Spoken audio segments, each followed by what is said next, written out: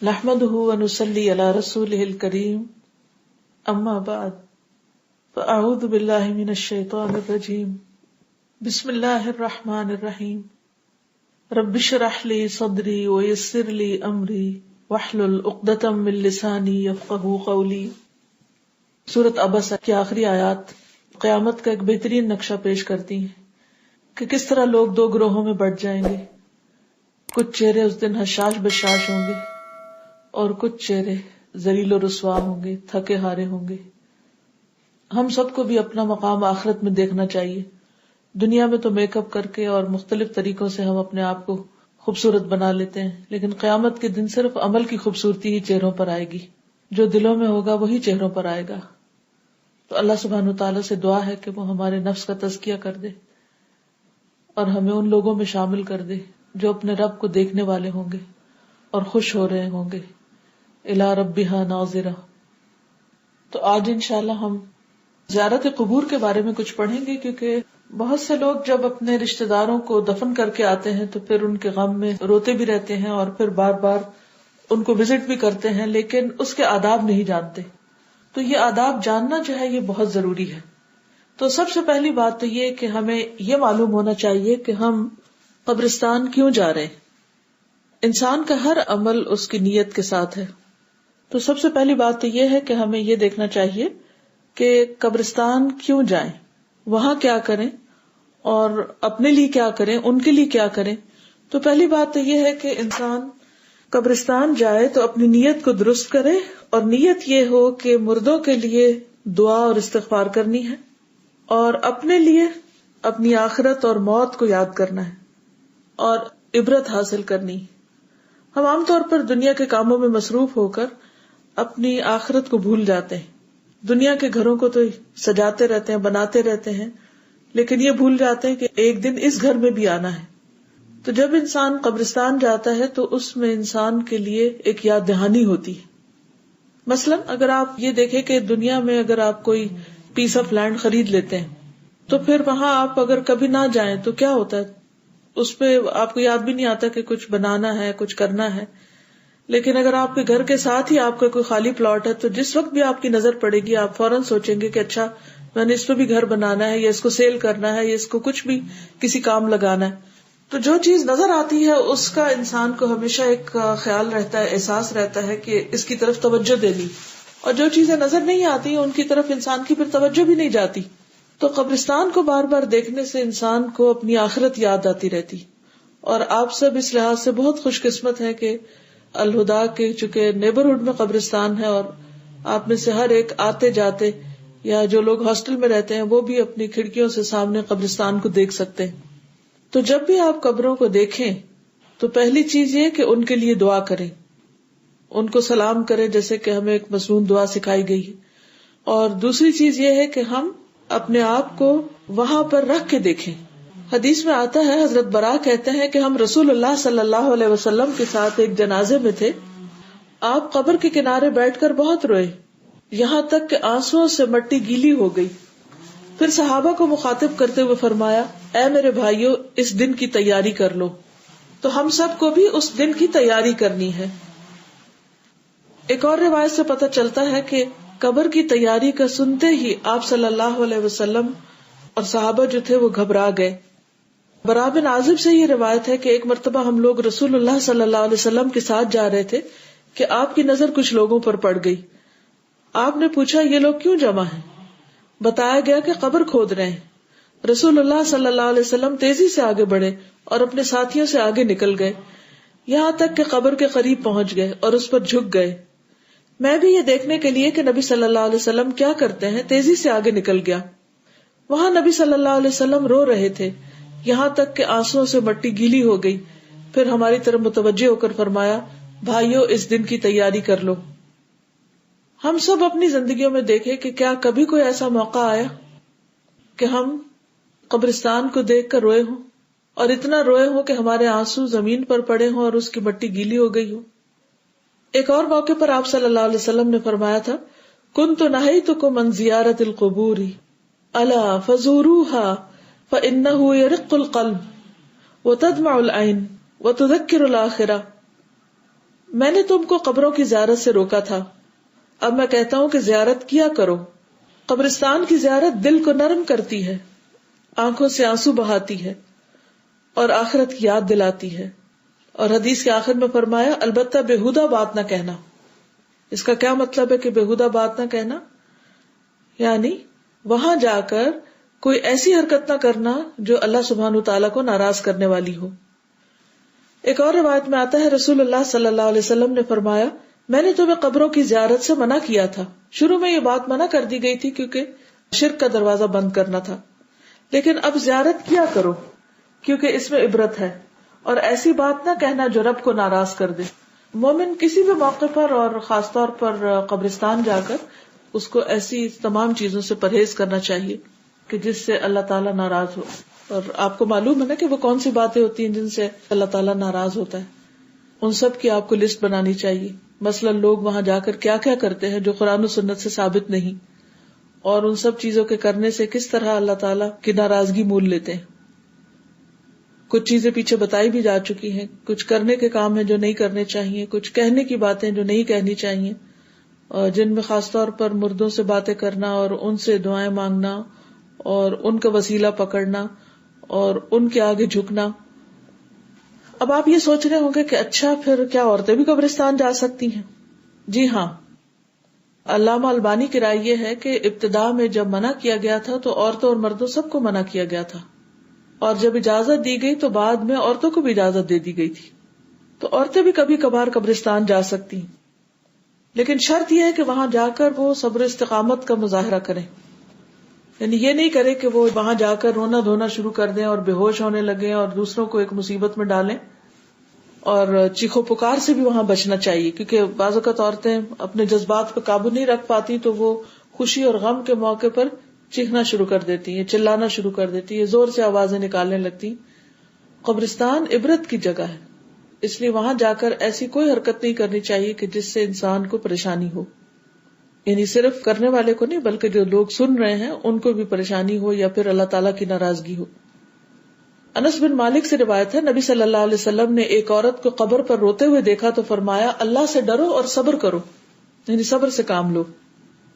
حضرت عائشہ ایک دن قبرستان سے تشریف لائیں، میں نے دریافت کیا ام المومنین آپ کہاں سے تشریف لا رہی ہیں؟ فرمایا عبد الرحمن بن ابو بکر اپنے بھائی کی قبر سے۔ یہ عبداللہ بن ابی ملیکہ کی روایت ہے، یعنی عبداللہ بن ابی ملیکہ کہتے ہیں کہ انہوں نے حضرت عائشہ سے پوچھا جب وہ قبرستان سے واپس آ رہی تھی کہ ام المومنین آپ کہاں سے آ رہی ہیں؟ تو انہوں نے بتایا کہ اپنے بھائی کی قبر سے آ رہی۔ تو وہ کہتے ہیں کہ میں نے عرض کیا رسول اللہ صلی اللہ علیہ وسلم نے زیارت قبور سے منع نہیں فرمایا تھا؟ آپ نے فرمایا ہاں، لیکن بعد میں جانے کا حکم بھی دے دیا تھا، کیونکہ عورتوں کو بھی آخرت کی تیاری اور آخرت کا احساس کرنے کی اتنی ہی ضرورت ہے جتنی مردوں کو۔ اگر عورتیں باقی ہر جگہ جا سکتی ہیں تو قبرستان بھی جا سکتی ہیں، بشرطے کہ وہ قبرستان جانے کے تقاضے پورے کریں۔ ایک اور روایت میں بھی آتا ہے، حضرت عائشہ بیان کرتی ہیں کہ رسول اللہ صلی اللہ علیہ وسلم نے قبرستان کی زیارت کی رخصت دے دی تھی، یعنی آپ نے اجازت دے دی تھی کہ عورت جا سکتی ہے، لیکن ظاہر ہے کہ اس کے لیے پھر کچھ شرائط ہیں، جن میں سے نمبر 1 ہے کہ عورت اپنے پردے کا اہتمام کرے۔ حضرت عائشہ کہتی ہے کہ میرے گھر کے جس کمرے میں نبی صلی اللہ علیہ وسلم اور میرے والد کی قبریں تھی، میں وہاں اپنے سر پر دوپٹہ نہ ہونے کی حالت میں بھی چلی جاتی تھی، کیونکہ میں سمجھتی تھی کہ یہاں صرف میرے شوہر اور والد ہی تو ہیں۔ لیکن جب حضرت عمر کی تدفین ہو گئی تو اللہ کی قسم عمر سے حیا کی وجہ سے جب بھی اس کمرے میں گئی تو اپنی چادر اچھی طرح لپیٹ کر ہی گئی۔ اس روایت سے بعض لوگوں نے یہ مطلب نکال لیا ہے کہ مردے جو ہیں وہ عورتوں کو دیکھتے ہیں اور عورتیں مردوں کو ننگی نظر آتی ہیں۔ یہ بات درست نہیں ہے۔ اصل بات یہ ہے کہ حضرت عائشہ اس جگہ پر حضرت عمر کے وجود کی وجہ سے حیا محسوس کرتی تھی، یعنی بعض اوقات یہ ضروری نہیں ہوتا کہ مرد سامنے ہی ہو، بعض خواتین پردہ کر کے بھی اتنا زور سے ہنستی ہیں یا مردوں سے اتنے فریلی بات کرتی ہیں کہ حیا کے سارے تقاضے پامال ہو جاتے ہیں۔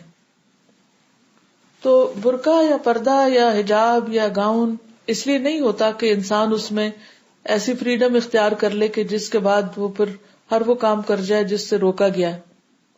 حیا جو ہے وہ دل کا حیا ہے اور اس کے ساتھ ظاہر کا بھی ہے، تو انسان کو جہاں بھی محسوس ہو کہ یہاں پر نامحرم موجود ہیں یا غیر مرد موجود ہیں، تو وہاں خود بخود اپنے رویے، اپنی آواز، اپنی باقی چیزوں پر کنٹرول کرے.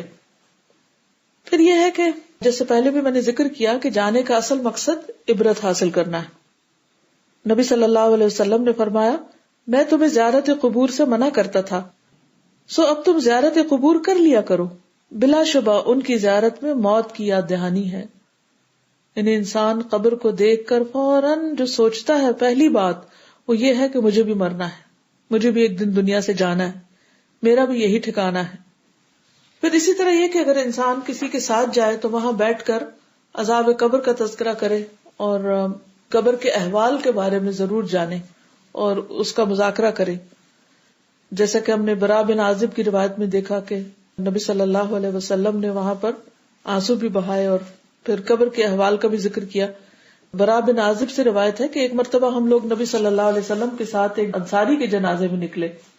ہم قبر کے قریب پہنچے تو ابھی لحد تیار نہیں ہوئی تھی، اس لیے نبی صلی اللہ علیہ وسلم بیٹھ گئے، ہم بھی آپ کے ارد گرد بیٹھ گئے. ایسا محسوس ہوتا تھا کہ ہمارے سروں پر پرندے بیٹھے ہوئے ہوں. نبی صلی اللہ علیہ وسلم کے ہاتھ میں ایک لکڑی تھی جس سے آپ زمین کو کورید رہے تھے. پھر سر اٹھا کر فرمایا اللہ سے عذاب قبر سے بچنے کے لیے پناہ مانگو، اور آپ نے 2-3 مرتبہ یہ بات فرمائی. تو اس سے کیا سبق ملتا ہے کہ جب انسان قبرستان جائے تو وہاں پر عذاب قبر سے پناہ مانگے، مردوں کے لیے بھی اور اپنے لیے بھی. حضرت عثمان کے بارے میں تو آپ کو معلوم ہی ہے کہ وہ قبر کو دیکھتے تو بہت روتے تھے، حتیٰ کہ ان کی داڑھی تر ہو جاتی تھی. اور ان سے پوچھا گیا کہ جنت اور جہنم کے تذکرے سے اتنا نہیں روتے جتنا آپ قبر کی وجہ سے روتے ہیں. تو آپ کو یاد ہے نا، انہوں نے فرمایا تھا کہ رسول اللہ صلی اللہ علیہ وسلم نے فرمایا قبر آخرت کی پہلی منزل ہے، اگر وہاں نجات مل گئی تو بعد کے سارے مرحلے آسان ہو جائیں گے، اور اگر وہاں نجات نہ ملی تو بعد کے سارے مراحل دشوار ہوں گے. اور نبی صلی اللہ علیہ وسلم نے یہ بھی فرمایا کہ میں نے جتنے بھی مناظر دیکھے ہیں قبر کا منظر ان سب سے ہولناک ہے.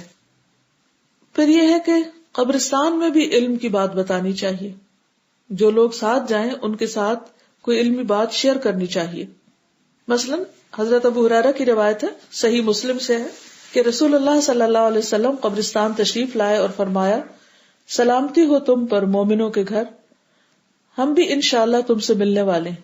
یہ وہی مشہور دعا ہے نا جو قبرستان داخل ہوتے وقت پڑھتے ہیں، السلام علیکم دار قوم مؤمنین وَإِنَّا إِنشَاءَ اللَّهُ بِكُمْ لاحقون. پھر فرمایا میں پسند کرتا ہوں کہ ہم اپنے بھائیوں کو دیکھیں. صحابہ نے عرض کیا اے اللہ کے رسول صلی اللہ علیہ وسلم کیا ہم آپ کے بھائی نہیں ہیں؟ آپ نے فرمایا تم تو میرے صحابہ ہو اور ہمارے بھائی وہ ہیں جو ابھی تک پیدا نہیں ہوئے.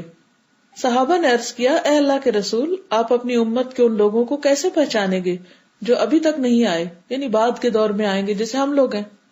آپ نے فرمایا بھلا تم دیکھو اگر کسی شخص کی سفید پیشانی والے سفید پاؤں والے گھوڑے سیاہ گھوڑوں میں مکس ہو جائیں تو کیا وہ اپنے گھوڑوں میں سے ان کو نہ پہچان سکے گا؟ یعنی کیا وہ اپنے ان گھوڑوں کو بلیک ہارسز میں سے نہیں پہچان سکے گا؟ صحابہ نے عرض کیا کیوں نہیں یا رسول اللہ؟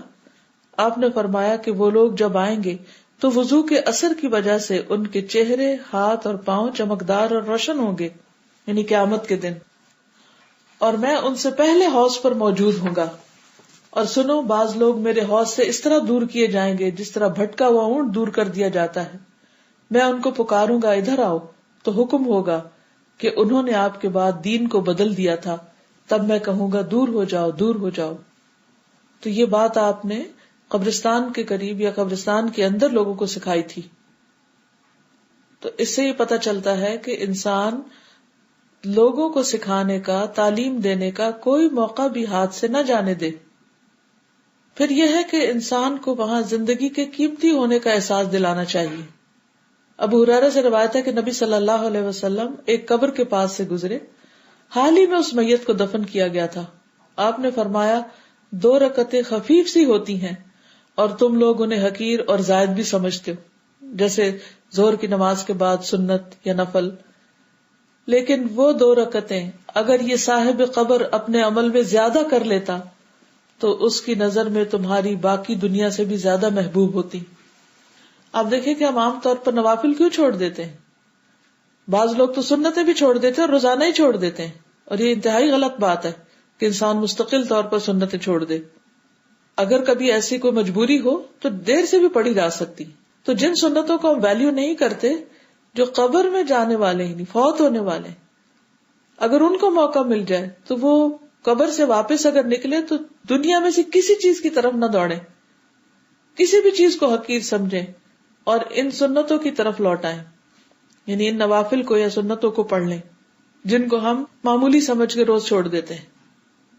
تو اس سے اندازہ لگائیں کہ نماز کی کتنی ویلیو ہے، کتنی زیادہ اس کی طرف توجہ دینی چاہیے. یعنی اگر انسان کو اس وقت صرف اور صرف اتنا وقت دیا جائے، اتنا چانس دیا جائے کہ وہ وہاں سے نکل کر کوئی ایک کام کر لے، تو وہ دوڑ کر بھاگ کر کیا کرے گا؟ نماز پڑھے گا. اب مجھے آپ بتائیے کہ آپ کیا کریں گے؟ اگر آپ کو موقع ملے تو آپ کیا کریں گے؟ کہ اگر مثلاً آپ کو ٹیچر کہے کہ اچھا آپ لوگوں کے پاس 10 منٹ ہیں، بریک کر لیں، تو ہم سب دوڑیں گے کچھ کھانے کی طرف، کچھ سامان کی خرید و فروخت کی طرف، کچھ اور چیزوں کی طرف. لیکن کس قدر ضروری ہے کہ ہم دوڑیں 2 رکعت نماز کی طرف، یا جہاں بھی ہمیں موقع ملے ہم نوافل شروع کر دیں، چاہے سفر میں ہے، راستے میں ہے، کوئی بھی وقت ہے جہاں موقع ملے. کیونکہ یہ 2 رکعتیں زیادہ کام آئیں گی قبر میں بنسبت ان چیزوں کے جنہیں ہم سمیٹ رہے ہیں. یا پھر قرآن مجید کے کچھ حصہ پڑھ لے، یا کوئی اللہ کا ذکر کر لے. حسب موقع کچھ نہ کچھ اپنی آخرت کی تیاری جاری رکھیں. پھر اسی طرح یہ ہے کہ کچھ چیزیں قبرستان کے اعتبار سے ممنوع ہیں، جیسے میں نے شروع میں عرض کیا. ان میں سے ایک یہ ہے کہ کثرت سے قبرستان جانا، کیونکہ جو کام انسان زیادہ کرنے لگتا ہے، کثرت سے کرتا ہے، پھر اس کی ویلیو نہیں رہتی. جیسے آپ کو میں نے بہت زیادہ میرا جینا مرنا اور روز کلاسز لے کے 2 گھنٹے پڑھایا تو آپ لوگ تھک گئے. تو پھر یہ ہوتا ہے کہ انسان سوچتا ہے کہ بس اب چھٹی ہو جائے، فارغ ہو جائے ہم. تو کتنی بھی ویلیوبل چیز ہو، انسان کو اگر کثرت سے ملنے لگے تو وہ اس کی قدر یا قیمت کھو دیتا ہے. پھر جب وہ ہاتھ سے چلی جاتی تو پھر کہتا ہے وہ چیز ہوتی. مثلا بارش زیادہ ہو جائے تو ہم سب تنگ آ جاتے ہیں، ہم کہتے ہیں کس دن سورج نکلے گا. تو اس لیے بہت ضروری ہے کہ ہم سب جو بھی کام ہو اس کے اندر اعتدال رکھیں تاکہ اس سے زیادہ مستفید ہو سکیں. تو قبرستان میں بھی بہت زیادہ نہیں جانا چاہیے. اور اس سلسلے میں نبی صلی اللہ علیہ وسلم نے زوارات القبور کی بات کی ہے کہ اللہ کے رسول صلی اللہ علیہ وسلم نے کثرت سے قبرستان کی زیارت کرنے والیوں پہ لعنت فرمائی. تو لوگ اس کو جنرلائز کر کے ان کو بالکل ہی نہیں جانے دیتے خواتین کو. تو ایکچولی اس میں اصل حکم کیا ہے کہ کثرت سے جانا منع ہے، کبھی کبھار جانا منع نہیں. اسی طرح قبرستان کو تفریح گاہ بنا لینا یا وقت ضائع کرنے کی جگہ بنا لینا یا پھر کچھ اور مشاغل کا اڈا بنا لینا، یہ سارے طرز عمل جو ہیں یہ ممنوع ہے اور ان سے بچنا چاہیے. پھر اسی طرح یہ کہ قبرستان یا کسی مزار یا مقبرے پر دور سے سفر کر کے جانا یہ بھی ممنوع ہے. نبی صلی اللہ علیہ وسلم نے فرمایا 3 مسجدوں کے سوا کسی اور مسجد کے لیے ثواب کی نیت سے سفر کا اہتمام نہ کیا جائے. مسجد حرام میری یہ مسجد یعنی مسجد نبوی اور مسجد اقصی. تو ان 3 مسجدوں کے علاوہ اگر کسی اور عبادت گاہ تک کے لیے سفر کی اجازت نہیں، یعنی یہ سوچ کے کہ وہاں زیادہ ثواب ملے گا، یہ ضرور وہیں پر ہی جا کے نماز پڑھنی چاہیے. تو مزاروں پر یا ان کے اوپر جو میلے ٹھیلے ہوتے ہیں ان میں شرکت کے لیے زائرین کا آنا اور ایک پورا شغل کرنا، یا جن کو سالانہ عرس کا نام دیا جاتا ہے اور پھر بعضوں کو چھٹی بھی کر دی جاتی ہے اس کی مناسبت سے، تو یہ تمام چیزیں بدعات میں شامل ہیں. اور جیسے ہمارے یہاں عام طور پر جب ایسے عرس ہوتے ہیں تو پھر ارد گرد ڈھول دھمال اور چڑھاوے چڑھائے جاتے ہیں، قبرستان پہ چادروں اور پھولوں سے سجاوٹیں کی جاتی ہیں، خرید و فروخت کے لیے وہاں پر دکانیں اور بزنس شروع کر لیے جاتے ہیں، قوالیاں ہوتی ہیں یعنی گانے بجانے کا بندوبست، طرح طرح کے کھانوں کی تیاری. تو یہ ساری چیزیں کیا ہیں؟ یہ تو ایک پکنک بن جاتا ہے. اور اس سے قبرستان کا یا کسی قبر کا احترام پامال ہوتا ہے، مقصد فوت ہو جاتا ہے.